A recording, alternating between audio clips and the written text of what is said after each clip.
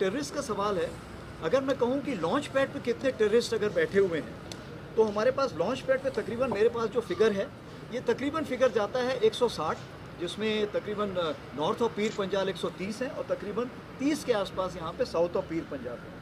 जहाँ तक आपने पूछा है यहाँ पे नॉर्थ ऑफ पीर पंजाल और रजौरी पुंछ में कि हिंटरलैंड जिसको हम बोलते हैं, वहाँ पर कितने हैं, तो तकरीबन हमारे हिसाब किताब से टोटल 82 पाकिस्तान टेररिस्ट बैठे हुए हैं और तकरीबन 53 जो है लोकल टेररिस्ट हैं। परंतु इसके अलावा चिंता का विषय ये है, जिसको हम बोलते हैं क्रिमिनल्स टाइप की जो एक्टिविटी करते हैं, जो कि आइडेंटिफाइड नहीं होते हैं, वो तकरीबन 170 टेररिस्ट हमारे पास ऐसे हैं। तो टोटल 300 की मैं नफरी बताना चाहूँगा जो आज के पूरे एरिया में फैली हुई है, परंतु हम यकीन कर रहे हैं, इंश्योर कर रहे हैं कि वो किसी प्रकार की कार्रवाई ना कर पाए।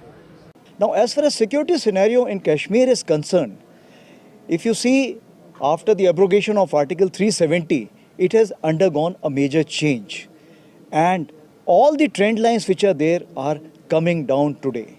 To the extent, if I can say that today the peace and development is something, there is a great space.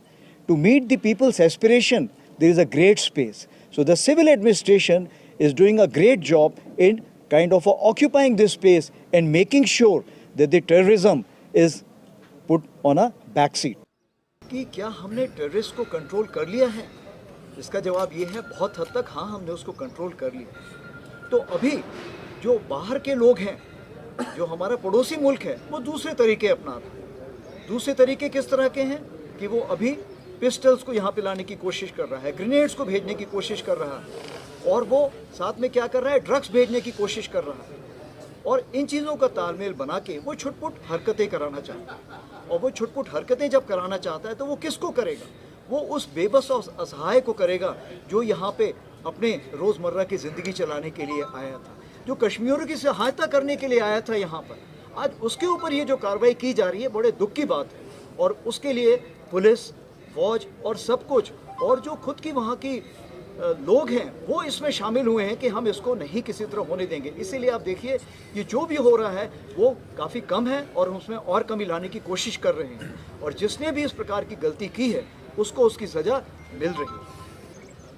आपने सही बोला है कि जब बड़े बड़े वेपन्स भेजने से फ़र्क नहीं पड़ा, जब उन्होंने देखा कि बाकी देशों में या यूएन में इसको कश्मीर इशू को रेस करने का फ़र्क नहीं पड़ा, ओआईसी में रेस करने का फ़र्क नहीं पड़ा, तो इन्होंने कुछ ऐसे हथकंडे अपनाने शुरू किए हैं जो शोभा नहीं देते।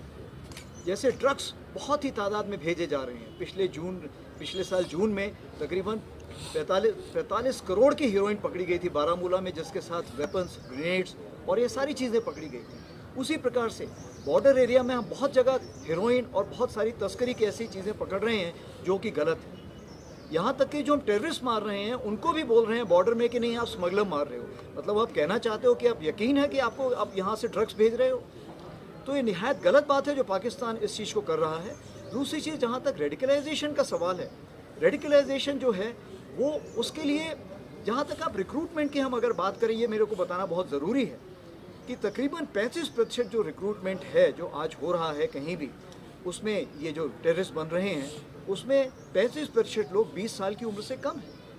तकरीबन 55% जो हैं वो तकरीबन हैं जो कि आपके 20 से 30 साल के बीच में।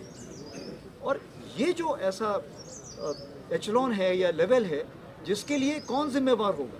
इसके लिए हमारी एजुकेशन को हमें ध्यान देना पड़ेगा, हमारी जो एक अपब्रिंगिंग है जो, उस पर ध्यान देना पड़ेगा, हमें परवरिश में ध्यान देना पड़ेगा।